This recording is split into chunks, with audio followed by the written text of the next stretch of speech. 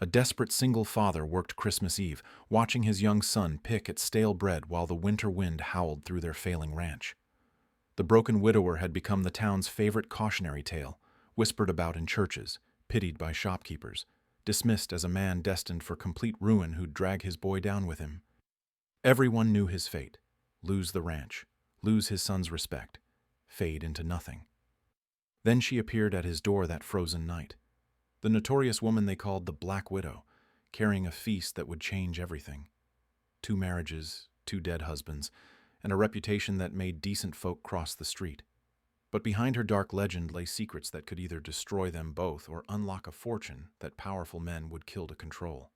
When 2 outcasts find each other in the darkness, will their forbidden connection save them or seal their doom? Before we continue, comment where you are tuning in from.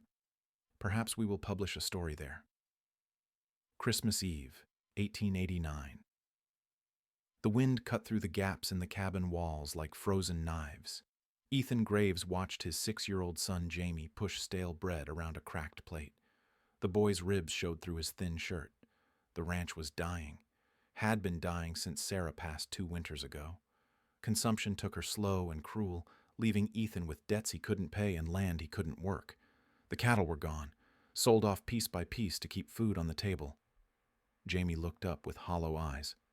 "Papa, why doesn't Santa come here anymore?" Ethan's throat tightened. He had no answer. No money for toys. No money for proper food. No money for anything that made Christmas feel like Christmas. Down in Socorro, the church bells rang out across the valley. Families gathered around warm hearths with full bellies and wrapped presents. The Graves family sat in the cold, eating yesterday's bread. In town that morning, Ethan had walked past the general store window. Theodore Marsh, the banker, stood inside talking to Reverend Langston. Both men looked through the glass at Ethan with the same expression, pity mixed with disgust. Marsh held the mortgage on the ranch, 3 months behind, maybe 4. Ethan had stopped counting. The Reverend's wife, Adelaide Blackwood, whispered to the other church ladies as Ethan passed. Their eyes followed him like he was something diseased. "Poor Jamie," they said, "growing up with a father like that. What kind of future could the boy have?" Ethan knew what they thought. He was weak, broken. A man who couldn't provide for his own son. A man who'd lost everything that mattered and couldn't even lose it with dignity. The wind howled again. Jamie shivered and moved closer to the dying fire. Then came the knock. 3 soft raps on the wooden door. Ethan frowned. Nobody visited the Graves ranch. Nobody had reason to. He opened the door and found her standing in the snow. Lydia Thompson, the Black Widow. She wore a dark wool coat and carried a large basket covered with white cloth. Steam rose from whatever was inside. Her breath made small clouds in the frozen air. Every person in Socorro knew her story. 2 husbands dead in 5 years. Samuel Thompson died in a mining accident up north. Robert Hayes died of a weak heart just 18 months later. Both men left her their savings. Both men died young. The town had theories. Poison in the coffee. A pillow over the face. Something unnatural about a woman who buried 2 husbands before her 30th birthday. Ethan stared at her. She stared back.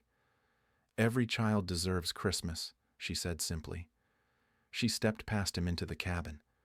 Jamie's eyes went wide at the basket. Lydia set it on the table and pulled away the cloth. Roasted chicken, mashed potatoes with real butter, green beans, fresh bread that actually steamed when she broke it open, apple pie that made the whole cabin smell like cinnamon and sugar. Jamie's mouth fell open. Lydia began setting the food on plates, real plates from her own kitchen. "Wash your hands," she told Jamie. "Both of you." For the first time in months, Jamie moved quickly. He scrubbed his hands in the basin and sat at the table with his back straight, waiting. Ethan washed slowly. His mind raced. Why was she here? What did she want? Nobody gave away food like this. Not to people like them. But Jamie was already eating. Really eating. Tearing into the chicken like he hadn't seen meat in weeks. Which he hadn't. Lydia watched the boy eat and smiled. Not the careful smile people used in town, a real smile that reached her eyes. "Your mama used to talk about you all the time," she said to Jamie, "before you were born. She said she was going to have the smartest little boy in all of New Mexico territory." Jamie looked up, mouth full of potatoes. "You knew Mama?" "Long time ago in Santa Fe, before she met your papa." Ethan set down his fork. "You knew Sarah?" Lydia nodded. "Sarah Henderson. We were friends when we were girls, before her family moved to Socorro." The name hit Ethan like cold water. Sarah had never mentioned knowing anyone named Lydia, never mentioned friends from Santa Fe. Lydia reached into her coat and pulled out an envelope. Yellow with age, Ethan's name written across the front in careful script. "This came to me 3 months ago, from a lawyer in Denver. I've been looking for you ever since." She handed him the envelope. Inside was a letter from a law office, dense legal language that took Ethan a moment to understand. Sarah's uncle in Denver, a man named Henderson that Sarah had mentioned once or twice. He'd died and left his estate to his niece, to Sarah Henderson Graves or her surviving family. The amount made Ethan's hands shake. Enough to save the ranch, enough to pay every debt, enough to give Jamie the future he deserved. He looked up at Lydia. "Why bring this to me? You could have kept it. Nobody would have known. Your wife helped me once, when I had nothing and nowhere to go. She gave me hope when I thought there wasn't any left." Jamie finished his second helping of pie and leaned back in his chair. For the first time since his mother died, he looked like a child who'd eaten enough. But outside, the wind still howled, and Ethan knew that by morning, the whole town would know the Black Widow had visited their cabin. The whispers would start, the stares would follow. Some gifts, he thought, came with a price that might cost more than they were worth. The inheritance changed everything overnight. Theodore Marsh appeared at Ethan's door the next morning with a smile that didn't reach his eyes and papers that needed signing. Railroad investments, land development opportunities, ways to turn Sarah's uncle's money into even more money. "A man of means has responsibilities," Marsh said, spreading documents across the kitchen table. "The territory is growing. The railroad is coming through. Smart investors get in early." Ethan signed some papers. Not all of them. Something about Marsh's eagerness made his gut twist. By afternoon, the news had spread through Socorro like wildfire. Ethan Graves had come into money. Real money. The kind that bought respectability along with everything else. Miss Catherine Wells arrived at sunset. The schoolteacher had never so much as nodded at Ethan before. Now she stood on his porch in her best dress, carrying a basket of cookies and wearing the kind of smile reserved for eligible bachelors. "I thought Jamie might enjoy some treats," she said. "Growing boys need proper nutrition." Jamie took one cookie and retreated to his corner. He'd been different since Lydia's visit. Quieter, like he was waiting for something. Catherine settled into Sarah's old chair without being invited. It must be difficult raising a child alone. Boys especially need proper guidance, moral instruction. She glanced around the cabin with calculating eyes, taking inventory, making plans. "I've heard disturbing rumors about your recent associations," she continued. "That woman has a reputation. People talk." "What people?" "Everyone. The whole congregation is concerned about Jamie's spiritual welfare. Children absorb influences. Bad influences can corrupt young minds." Ethan watched his son push the cookie around on his plate. Jamie had devoured everything Lydia brought. These cookies sat untouched. But Catherine kept coming, every day for a week, always with advice about Jamie's upbringing, always with warnings about unsuitable company. The town's attitude shifted like weather. Suddenly Ethan found invitations to dinner parties, nods of acknowledgement on the street, respectful greetings from people who'd crossed to avoid him just days before. Money changed faces. Money changed minds. Lydia still came too, not every day, but often enough. She brought food Jamie actually ate, books that made him laugh, stories about his mother that Ethan had never heard. The boy transformed when she walked through the door. His shoulders straightened, His eyes brightened. He talked about his drawings, his dreams, the things 8-year-olds thought were important. With Catherine, Jamie became a shadow, seen but not heard, a problem to be managed rather than a child to be loved. But the whispers followed Lydia everywhere. Adelaide Blackwood made sure of that. 2 husbands dead, and now she's hunting a third, Adelaide told anyone who'd listen. Mark my words, that woman's after his inheritance. Gold diggers know opportunity when they see it. The other churchwomen nodded and spread the poison further. Poor Ethan Graves, they said. Too grief-stricken to see the trap being set. That black widow would ruin him, and his boy both. Simon Jakes tried to speak up once. His farm bordered Ethan's land, and he'd seen Lydia's kindness firsthand. But Simon owed money to Theodore Marsh's bank. His voice carried no weight. One afternoon, Simon found Ethan mending fence and spoke quietly. Don't listen to the gossip about Mrs. Thompson. I knew both her husbands, good men who died natural deaths. Samuel got crushed in a cave-in at the copper mine. Robert's heart gave out while he was chopping wood. Nothing suspicious about either one. Then why do people talk? Because she's got no family to defend her. Because she inherited property that certain folks want to buy cheap. Because some people need someone to look down on. Simon glanced toward town and lowered his voice further. Be careful who you trust, Ethan. Not everyone celebrating your good fortune has your best interests at heart. That evening, Reverend Langston paid a visit. He brought his Bible and his certainty. Jamie was sent to bed early while the adults talked. The boy needs moral guidance, Langston said. A proper Christian woman to shape his character? Miss Wells would make an excellent mother figure. Jamie doesn't warm to her. Children don't always know what's best for them. That's why God gives them parents to make wise choices. The Reverend's eyes hardened. Association with certain women sends the wrong message, about morality, about standards. Lydia Thompson has shown more Christian kindness than most of your congregation. That woman is trouble.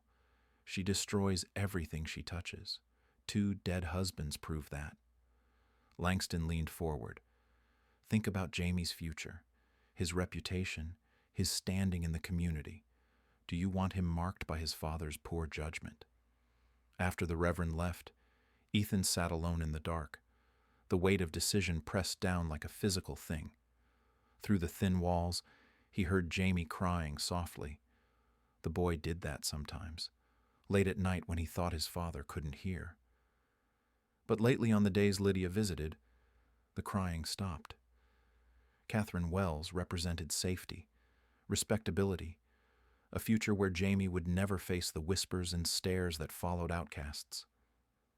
Lydia represented something else, warmth, joy, the first genuine happiness Jamie had shown since his mother died. Outside, storm clouds gathered over Socorro. The wind picked up, rattling the windows and whistling through the gaps in the walls. Ethan knew he had to choose, the safe path or the right path, and he was terrified of making the wrong choice for all the right reasons. The pressure came from every direction. At church, Adelaide Blackwood cornered Ethan after Sunday service. Her voice carried to the other families. That woman visited your home again yesterday. People are starting to question your judgment, Ethan. A father's first duty is protecting his child's reputation. The other church members nodded. Their eyes held the same message. Choose respectability or face consequences. Theodore Marsh increased his visits, always with new investment opportunities, always with subtle warnings about business partnerships and community standing. The railroad project requires investors of good character, Marsh explained over coffee. Moral fiber, the kind of men other respectable families want to associate with. He never mentioned Lydia by name. Didn't need to. Anonymous letters started appearing around town, pinned to the church bulletin board, slipped under doors, all saying the same thing. The Black Widow was after Ethan's inheritance. She'd destroyed 2 men already. Jamie would be her next victim. But when Lydia came to visit, Jamie came alive. He showed her his drawings, asked her to read stories, helped her prepare meals like he'd never done with Catherine. Can Miss Lydia be my new mama? He asked one evening after she'd left. The question hit Ethan like a physical blow. His son's hope, his trust, the simple faith that adults could make everything right. Catherine's latest visit had been a disaster. She'd criticized Jamie's table manners, corrected his posture, suggested he spend less time on childish pursuits and more time on practical skills. Jamie had retreated into himself, answered in single words, avoided eye contact. The contrast was brutal. Catherine offered security at the cost of Jamie's spirit. Lydia offered joy that might cost them everything else. The breaking point came on a Tuesday morning. Ethan found Jamie in the barn crying over a broken toy horse. Lydia had been helping him carve it from scrap wood. They'd worked on it together for weeks. "I dropped it," Jamie sobbed. "Now it's ruined." Ethan knelt beside his son. The toy could be fixed easily. But Jamie's tears weren't really about broken wood. "Miss Catherine says toys are for babies," Jamie whispered. "She says I'm too old for playing. But Miss Lydia says playing helps boys grow strong." The weight of decision crushed down. Ethan pulled his son close and felt the boy's thin shoulders shaking. Fear won. That afternoon, when Lydia arrived with fresh bread and Jamie's favorite stew, Ethan met her at the door. "This needs to stop," he said, quietly. Her face went still. "What needs to stop?" "The visits, the meals, all of it." Jamie appeared behind his father. His face lit up when he saw Lydia, then crumpled when he heard the words. "I'm considering marriage," Ethan continued, "to Catherine Wells, for Jamie's sake. He needs stability, respectability, a proper mother figure." Lydia's eyes moved to Jamie. The boy stood frozen, clutching his broken toy horse. "I see," she said softly, "and you think I can't provide those things. I think you're a good woman. But people talk. Jamie's future matters more than my feelings." The words tasted like poison, but he forced them out anyway. Lydia set the basket on the porch step. "Of course, Jamie's future is what matters." She knelt to Jamie's level. "You be good for your papa. And remember what your mama always said. Be kind to everyone, even when they're not kind to you." Jamie's lip trembled. "Are you going away forever? Your papa thinks that's best. Did I do something wrong?" "No, sweetheart. You did everything right." She stood and looked at Ethan one last time. "I hope you find what you're looking for." Then she was gone. Walking back toward town with her head high and her shoulders straight, Jamie watched until she disappeared over the hill. Then he ran to his room and slammed the door. The crying started that night and didn't stop. Jamie barely ate, barely spoke. When Catherine came for dinner, he sat silent as stone. "Children adapt," Catherine assured Ethan. "He'll adjust to proper discipline." But Jamie didn't adjust. He faded, like a flower cut from water. The ranch work suffered. The railroad investment hit problems. Theodore Marsh's promises of quick returns turned into excuses and delays. Water rights disputes, surveying errors, legal complications that would take months to resolve. Catherine's true nature emerged once she sensed victory. She criticized everything: Ethan's housekeeping, his parenting, his financial decisions. The inheritance gave her leverage, and she used it. "You need a firm hand," she told him. "Both you and the boy. I can provide structure this household desperately needs." Meanwhile, Simon Jakes lost his farm to the bank. Theodore Marsh foreclosed without warning. Simon's family was forced to move in with relatives in town, but Lydia helped them, quietly. She paid for temporary lodging, bought groceries, found Simon work at the lumber mill, all while staying away from the Graves Ranch as promised. The contrast burned. Catherine demanded gratitude for every small kindness. Lydia gave freely and asked nothing in return. One morning, Simon approached Ethan behind the general store. His face was grim. "I got something to tell you about Theodore Marsh and that preacher, about what they're really after." He glanced around to make sure they were alone. "It ain't just your money they want, Ethan. It's Lydia's land. She's sitting on copper deposits worth 10 times what you inherited." They've been spreading those rumors to drive her out cheap. The words hit like cold water. Catherine Wells is Marsh's niece. The whole courtship was planned. They figured if they could control your inheritance and get Lydia's property, they'd own half the county. Simon's voice dropped lower. And those husbands of hers? Both men died natural deaths. But both were surveying her land for mineral rights when they passed. Marsh saw opportunity in tragedy. Ethan felt the world shift beneath his feet. Everything he'd believed was lies. Every choice he'd made was wrong. He'd betrayed the one person who'd shown his family genuine love, and it might already be too late to fix it. The truth hit Ethan like a sledgehammer. He stared at Simon, pieces clicking into place. The sudden friendliness from Marsh, Catherine's calculated courtship, the timing of the rumors about Lydia. "You're certain about this?" Simon nodded grimly. "Marsh got drunk at the saloon last week, started bragging about his clever plan. How he'd control both your inheritance and Lydia's mineral rights through marriage connections." Ethan's stomach turned. "What about the railroad investment?" "There is no real railroad coming through, just paper shuffling to move your money into Marsh's accounts. By the time you figure it out, you'll be broke and married to his niece." The weight of his betrayal crushed down. He'd thrown away Jamie's happiness for a lie, abandoned the woman who'd shown them genuine kindness for a schemer who saw them as marks to be fleeced. "I have to fix this. Better move fast. Marsh is pushing hard for you to marry Catherine next month. Once that happens, he's got legal claim to everything." Ethan hurried home to find Jamie sitting on the porch steps, staring at the road. The boy spent hours there now, watching, waiting, as if Lydia might appear with another basket of food and warm smiles. "She's not coming back," Jamie said without looking up. "You made her go away." The accusation cut deep, because it was true.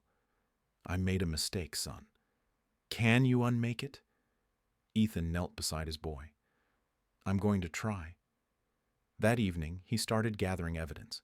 His old surveying tools were buried in the barn, covered with dust, but still functional. He'd learned land measurement and property law before becoming a rancher. Skills he'd thought useless for farming. Now those skills might save them all. The railroad documents Marsh had pushed him to sign were full of irregularities. Property boundaries that didn't match territorial records.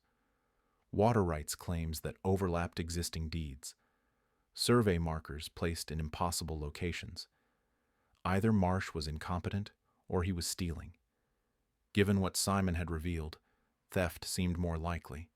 Ethan spent 3 days riding the proposed railroad route with his surveying equipment.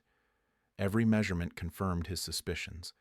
The whole project was fraudulent, designed to confuse investors and shuffle money into Marsh's private accounts.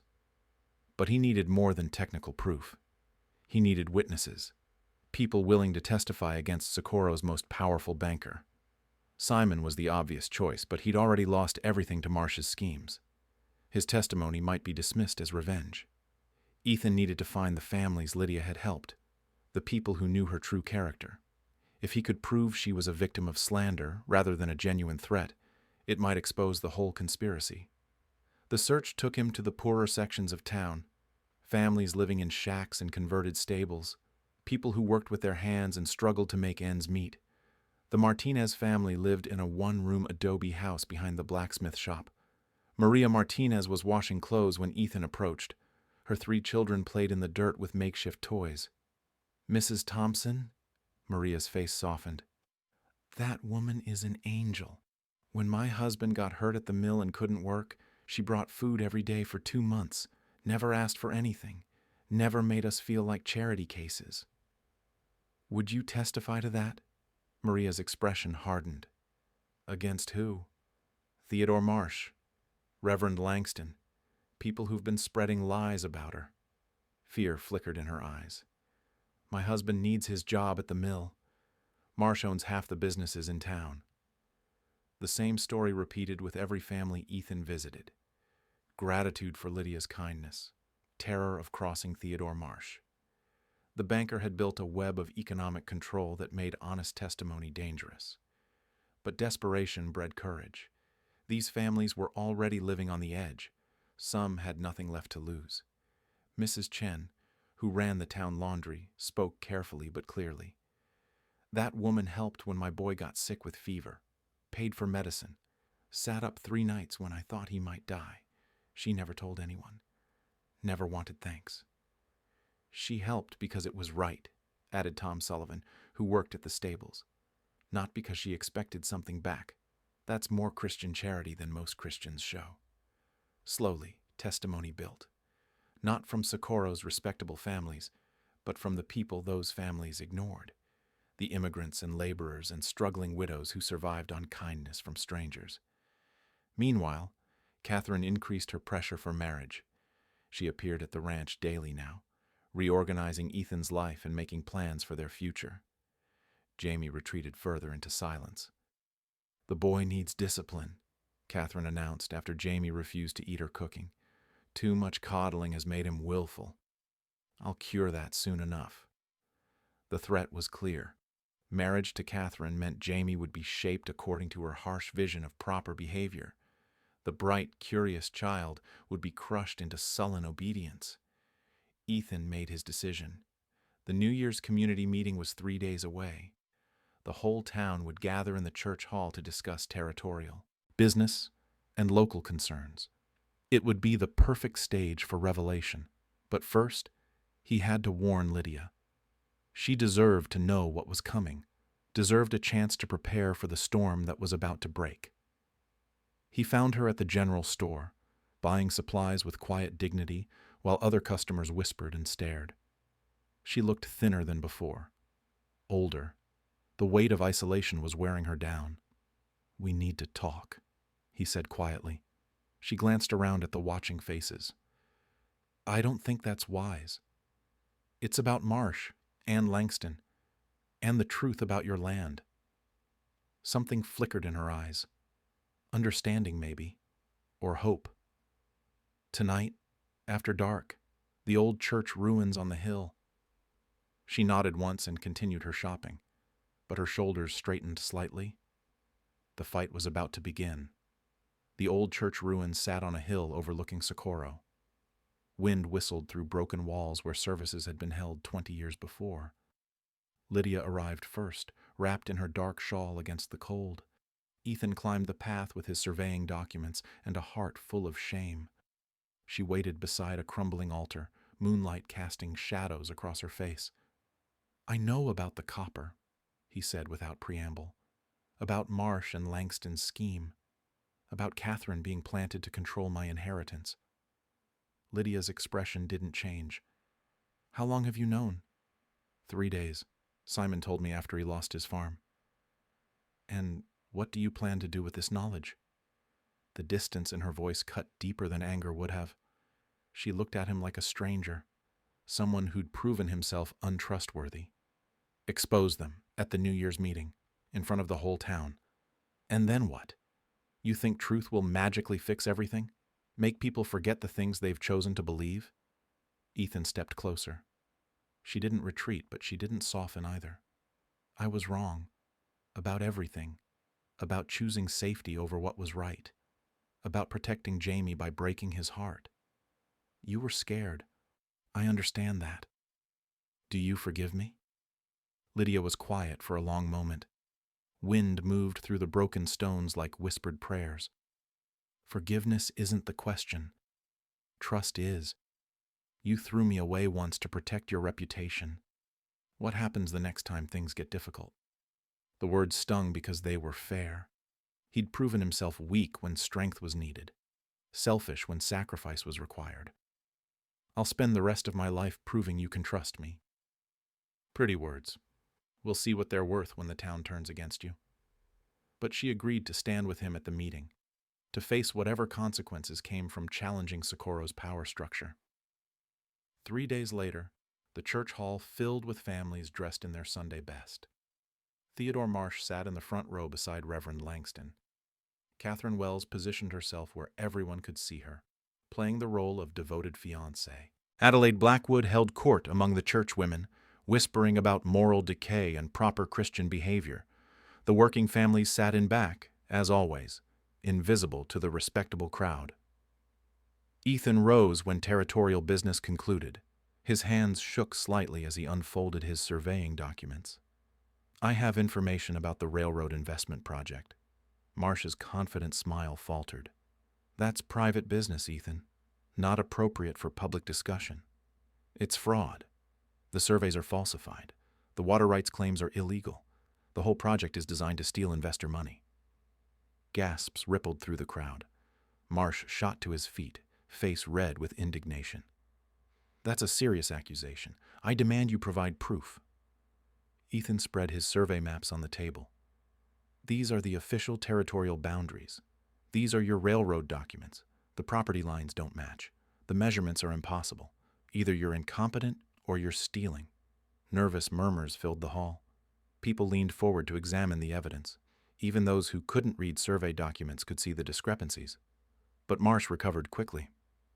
Ethan's been under tremendous strain, grief, financial pressure, poor judgment in his personal associations. It's affected his thinking. The crowd's attention shifted to Lydia, sitting alone near the back. She met their stares with quiet dignity, refusing to be intimidated. Catherine rose dramatically. The whole town knows about his inappropriate relationship with that woman. She's obviously influenced him against respectable people. Adelaide Blackwood nodded vigorously. 2 dead husbands, and now she's destroying another family. Someone needs to protect that poor child. But Simon Jakes stood up from the back row. His voice carried clearly through the hall. Mrs. Thompson didn't kill anybody. Samuel Thompson died in a mining accident. I was there. Rockfall crushed him while he was surveying for copper deposits.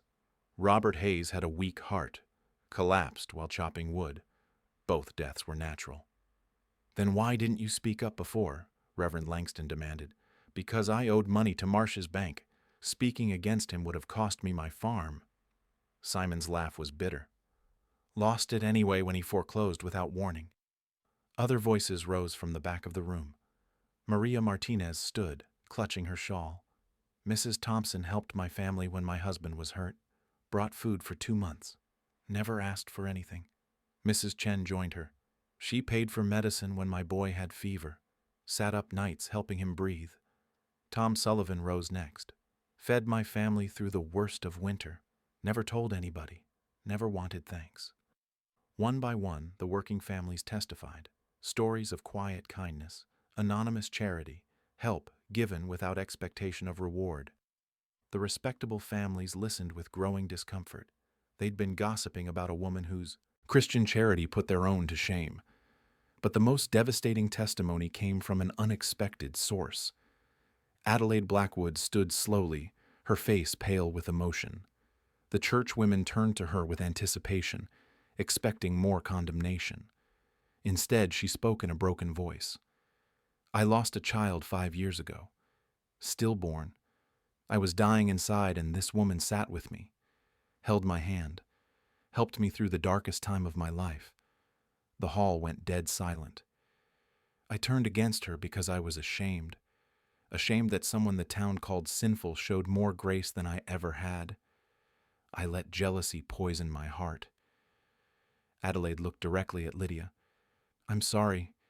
You deserved better from me, from all of us. The moment stretched like a held breath. Then Jamie broke free from where Catherine was holding him and ran to Lydia. He threw his arms around her waist and buried his face against her side. Please come home, he whispered, loud enough for everyone to hear. Please be my mama. The plea echoed through the stunned hall, a child's desperate love cutting through adult prejudice and fear. Ethan knelt beside his son and looked up at Lydia. Will you marry me? Will you save us both? Her answer would determine not just their future, but the soul of the community watching. Lydia looked down at Jamie clinging to her waist. His small face was streaked with tears but filled with desperate hope. The entire hall held its breath, waiting for her answer. She touched the boy's hair gently. Yes, she said quietly, I'll marry your papa. The crowd erupted. Some cheered. Others muttered disapproval. But Jamie's joy cut through every other sound as he hugged her tighter. Catherine Wells shrieked in fury. This is insane. Ethan, you're throwing away everything for that woman. Think about your reputation, your future. I am thinking about my future, Ethan said, standing. Jamie's future, a future built on love instead of lies. Theodore Marsh pushed forward, desperation replacing his earlier confidence. You're making a terrible mistake. The railroad investment is legitimate. These survey documents prove nothing. They prove you're a thief. The territorial marshal, who'd been sitting quietly in the corner, finally spoke up. I'd like to examine those documents, if you don't mind. Marsh's face went white. The marshal was nobody's friend, beholden to no local interests. His authority came from territorial law, not Socorro politics. There's no need for territorial involvement, Reverend Langston said quickly. This is a local matter. Fraud is territorial business, the marshal replied. He studied Ethan's survey maps with professional interest. These discrepancies are significant. I'll need to investigate. Marsh made a desperate play. Even if there were irregularities, that doesn't change the fact that Ethan is destroying his son's future. That woman is poison. She'll ruin them both. But Adelaide Blackwood stood again, her confession having freed something inside her. The only poison here is gossip, lies, the cruelty we've shown to someone who deserved our gratitude. She looked around the hall at the other respectable families. We should be ashamed. The working families pressed forward, surrounding Lydia and Ethan with protection and support. They'd found their voice at last. Simon Jakes addressed the crowd. Mrs. Thompson has shown more Christian charity than most Christians. If this community drives her out, we'll lose the best person among us. Catherine made one final, vicious attempt.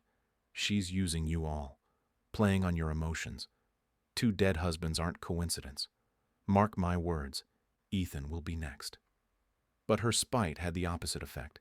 Even some of the churchwomen recoiled from such naked hatred. Mrs. Chen spoke up from the back. My grandmother always said you judge a tree by its fruit. Mrs. Thompson's fruit is kindness. What's yours, Miss Wells? The question hung in the air like an accusation. Catherine had shown nothing but calculation and cruelty. The contrast was obvious to everyone present. The territorial marshal cleared his throat. I'll be conducting a full investigation into these financial irregularities. Mr. Marsh, I suggest you make yourself available for questioning. Marsh bolted for the door.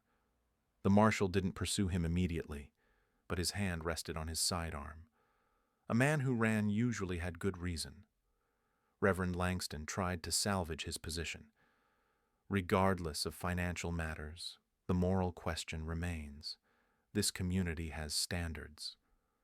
What standards? Adelaide demanded. Turning our backs on widows, ignoring the poor, choosing gossip over truth? Her husband's authority crumbled as his own wife rejected his leadership. Other church members began questioning what kind of Christianity they'd been practicing. 2 weeks later, Ethan and Lydia were married at the ranch. No fancy church ceremony, no elaborate reception, just family and friends gathered under the wide New Mexico sky. Jamie stood between them during the vows, holding both their hands. When the traveling preacher pronounced them husband and wife, the boy cheered louder than anyone. The territorial investigation revealed the full scope of Marsh's crimes: fraudulent railroad schemes, illegal foreclosures, property theft disguised as legitimate business. He was arrested trying to flee to Mexico with a saddlebag full of stolen money. Catherine Wells left town in disgrace when her connection to the conspiracy was exposed. Her teaching position was given to a young woman who actually cared about children's education. Reverend Langston was removed by his own congregation. Adelaide led the effort, having found her moral courage at last. A new minister arrived who preached love over judgment. The copper deposits on Lydia's land proved even richer than expected, but she and Ethan used the wealth carefully. They expanded the ranch, creating jobs for struggling families. They funded a school for children whose parents couldn't afford education. They quietly paid medical bills and mortgage payments for neighbors in need. Simon Jakes was appointed to manage the mining operation. His honesty and competence made him prosperous for the first time in his life. Jamie thrived under Lydia's care. The withdrawn, frightened boy became confident and joyful. He helped in the kitchen, worked with the horses, and peppered his new mother with endless questions about everything. 6 months after the wedding, Lydia announced she was pregnant. Jamie's excitement was infectious. He spent hours planning all the things he would teach his little brother or sister. The town slowly healed from the poison of gossip and division. Not everyone changed their minds about Lydia, but enough did that she could walk the streets with dignity. The working families who'd supported her found their voices and their power. On Christmas Eve, exactly 1 year after their first meeting, the Graves family gathered around their dinner table. The cabin was warm, the food was plentiful, laughter filled the air. Jamie asked to say grace. He thanked God for bringing Lydia to their door when they needed her most, for giving him a mother who loved him, for the baby sister who was growing in Lydia's belly. After dinner, Lydia's old shawl still hung by the door where she'd left it that first magical night. It had become a symbol of grace triumphing over judgment, of love conquering fear. Ethan held his wife close and watched his son play contentedly by the fire. Outside, snow fell softly on the New Mexico plains. Inside, warmth and joy filled every corner of their home. Sometimes the best gifts came wrapped in whispered scandals. Sometimes salvation arrived when you least expected it and most needed it. Sometimes a single act of Christmas kindness could change everything.